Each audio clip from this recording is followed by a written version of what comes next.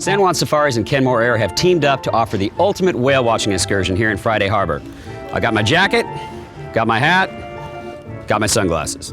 Let's hope we have whales.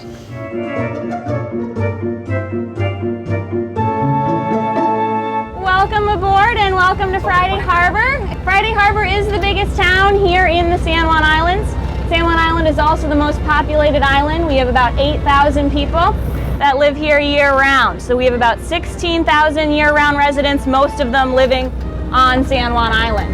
But we have 4 main islands that are served by the ferry. These islands are national wildlife refuges or state and county parks, and many of them are privately owned or do have small year-round populations, anywhere from 2 to 100 people living on them. We have 2 different races or 2 different communities of orca that will be in the San Juan Islands from time to time. And the southern resident community is a salmon-eating orca. They mainly eat Chinook, or it's also known as king salmon. And so they come through here very frequently, starting the end of April through the beginning of October, because that's when the salmon runs are.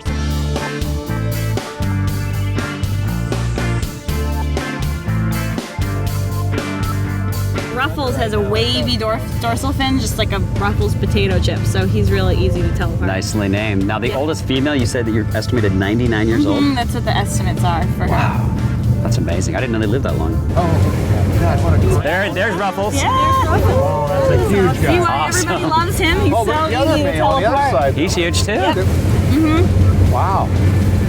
Okay, so this is at least J-Pod. Who named him?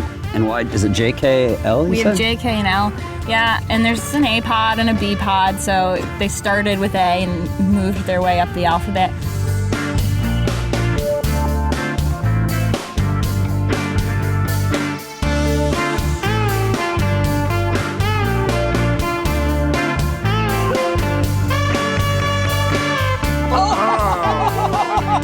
Look at that one. Oh!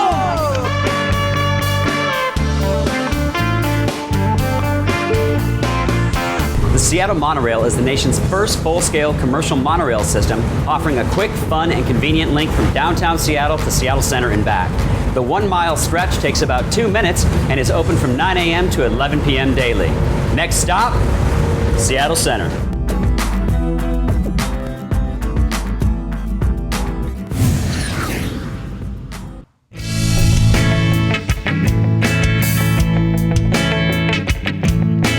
The Space Needle is Seattle's most recognized landmark. In fact, it's one of the most recognized landmarks in the U.S. There's 848 steps from the bottom to the top, which you can take if you're feeling like a workout, or you can chill like us and take the elevator.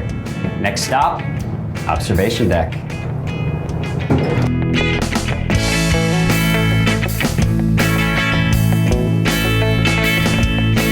We are high above the Space Needle on the observation deck. We got Dave here, who's the marketing manager. Before we talk about this incredible view, let's talk about why the Space Needle was built. Well, we were built in 1962 as the centerpiece of the World's Fair, 605 feet tall and solid as steel, and it's made out of steel, so I guess that's easy. Solid as steel. Like it, like it. The view, man. You get to do this every day. Yeah, I've been here for 14 years and I never get tired of it. This is Elliott Bay in Puget Sound. Seattle's home to one of the largest ferry systems in the world. What's great about this part of the country is that you can go out there in the morning and catch salmon during the proper season, then come back into work. Now, I heard that there was a practical joke played on April Fool's Day. Tell us about that. There was a show that had joked that the needle had fallen over. Right. In fact, the story goes that there was a gentleman that lived over in Spokane whose daughter happened to work here, and he was worried about her, so he drove over to make sure that she was okay. He believed it. What's your favorite thing about Seattle? My favorite thing about Seattle, as you can tell from my physique here, is probably the food. You know, I mean, Seattle's got amazing seafood and great wine in this region, of course, and you know, we got a great restaurant just 20 feet below us that I know we're going to see later on. We're going to check that out. What are we going to do down there? We're probably going to hang out. Famous. Yeah, it is world famous. We just won an award. We were the 2009 Washington Wine Restaurant of the Year. So we're going to meet. Thank you very much. We're going to meet up with executive chef Jeff Maxfield, and he's going to let you come in the kitchen and mess around a little bit.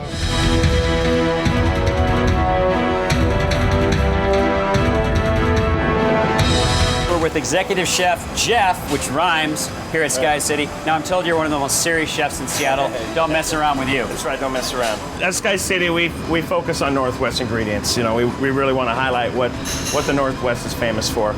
Dungeness crab, you know, it's a take on the home-style mac and cheese. Dungeness crab, orecchiette pasta. One of our other kind of unique items that we do as a starter here, this is a flatbread. It's an unleavened flatbread. We use shepherd's grain whole wheat flour from Eastern Washington. We've got an organic egg baked right on top.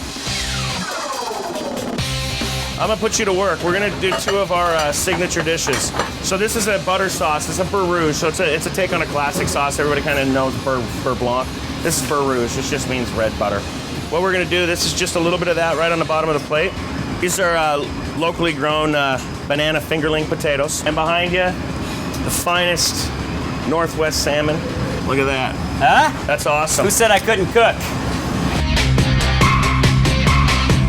All right, John, we've saved the best for last. I thought we were done. Whoa! This is a 1962 original, our lunar orbiter. Snoqualmie Gourmet ice cream. Oh my Over God. chocolate sauce and dry ice. How's everything tasting? It's amazing. Awesome. And I think that's going to top it off. It's going to be the perfect ending.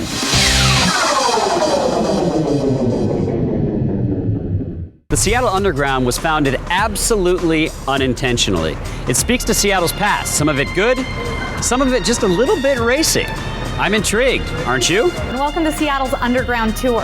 The tour was started on Memorial Day weekend, 1965, when Bill Spidell, who was a local newspaperman, noticed they were tearing down buildings in the neighborhood, calling them old Victorian eyesores. And he wanted to preserve our history.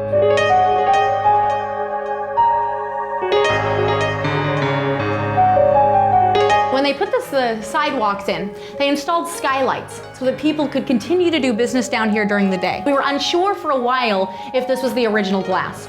The reason is that one of our old guides from the 60s used to tell a story about young men gathering down here, working ladies standing up there with prices of their services on the bottoms of their shoes, waiting for the business up top. And she would refer to this as them selling their souls.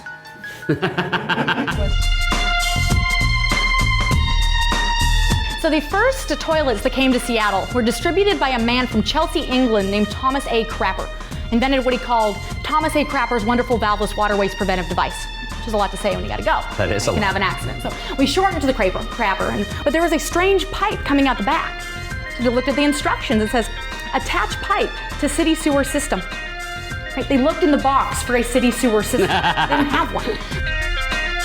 In the 1880s, Seattle decided to take a census, an occupation survey. They wanted to find out how many people were living here and what they were doing. They got back 25,000 census forms. 2,400, about 10%, listed themselves as being young, single women. All of them listed their occupation as being either seamstress or garment worker. So we thought this was a bit fishy. I decided to have an investigation into it. After 6 weeks of exhaustive research, they determined that there was not a single sewing machine in the entire area. Oh my God, what did they do? It led them to suppose that they must have been doing a lot of the work by hand. Hey, nobody gets it who's not supposed to. In Seattle, they love their sports. They have the Mariners, they have the Seahawks, they have the world champion Storm, and they have the beloved Huskies. The Nebraska Cornhuskers are in town to take on the Huskies. It's a big-time college football game. Big-time college football means big-time tailgating. We're in the zone. Let's get our game on. Nice. Dogs in the house, dogs in the house, who? Dogs in the house, dogs in the house, who?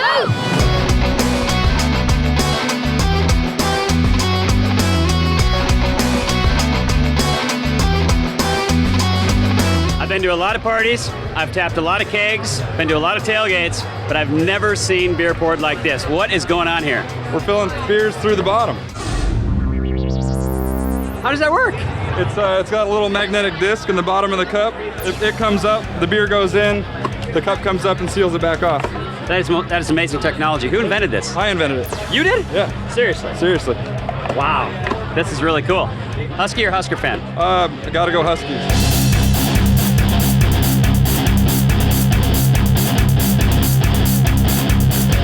Look at the sea of red out here, Oh, and it's purple. amazing. What do you think about this? Well, I'm not a big fan of the sea of red, which I don't know why you're wearing red, by the way, but I'm a big fan of the sea of purple. This is a great atmosphere here at Husky Stadium. You know, the Dogs are a different team at home, as you know, than they are on the road. Huskies looking for their first bowl game in 7 years, and the fans they're hungry, they're ready. They've been waiting and biding their time. They've been paying their dues, and it's time now to get this stadium back to what it used to be and make some noise on a big day with Nebraska in town today.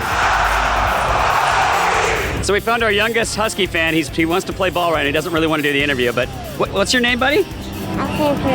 Carson Church. And what's your name? My name is Ryan. Ryan, welcome to Next Stop Seattle edition. Husker game today.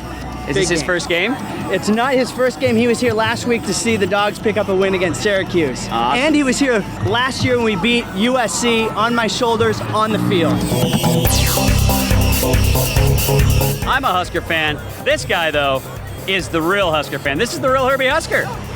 Yeah, hello. It's great to be in the great state of Washington, and proves that God's a Husker fan. Look at this weather. This is unbelievable, isn't it? Isn't it? So how did you get into this thing? I mean, there obviously, you look like the mascot. People told me I look like him. I got the bibs and put on the hat, and I've been doing this since the 90s. Go Big Red, buddy. You bet.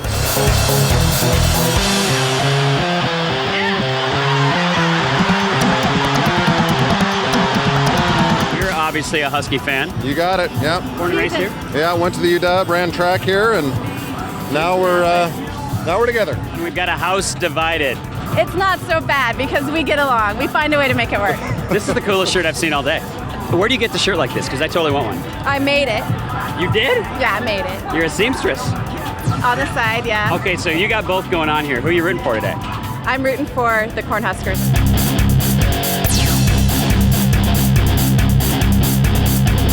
Husky Stadium is an awesome place to watch a game. Very loud, very passionate fans. We loved it. But one of my favorite things about coming to a game at Husky Stadium is this. Outside the stadium, this is how they tailgate. I like the way they roll here. Definitely put the Husky game on your Seattle itinerary.